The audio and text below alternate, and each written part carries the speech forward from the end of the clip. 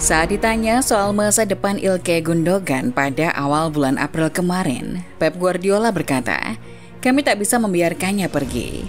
Saat ini, Gundogan terlalu berharga untuk kami."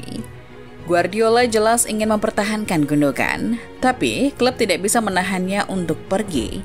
Gundogan akhirnya resmi pindah ke Barcelona setelah serangkaian rumor sejak awal tahun 2023 ini.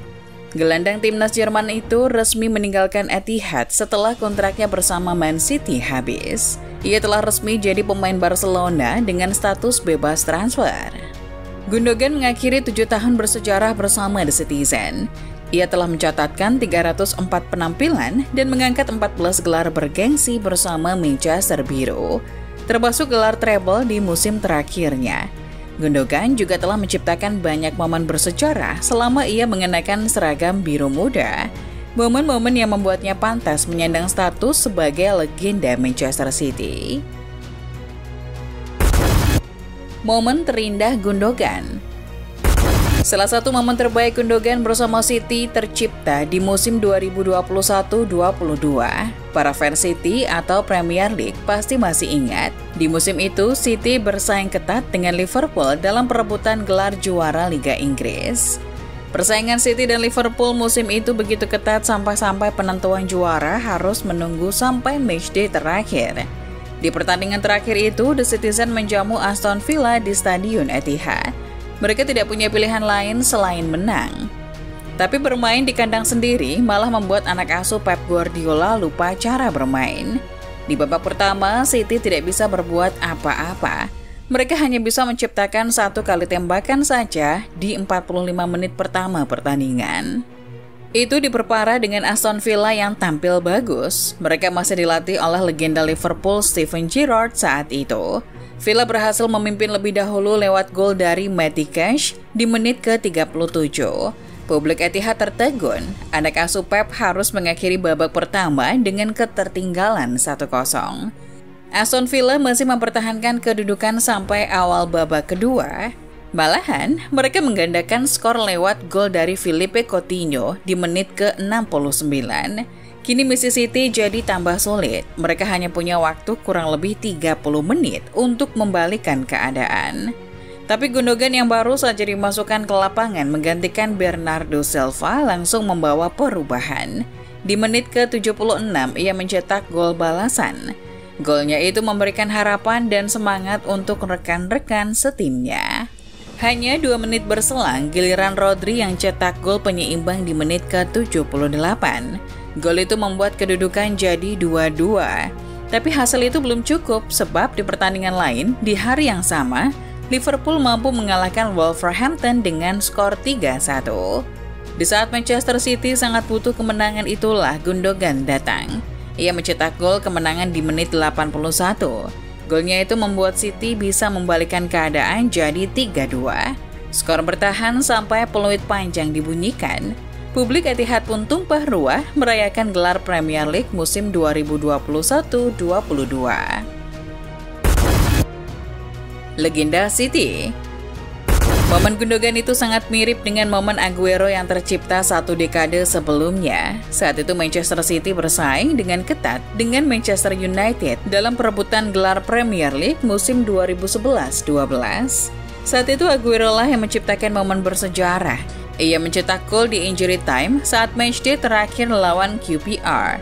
Gol yang memberikan gelar Premier League pertama untuk City.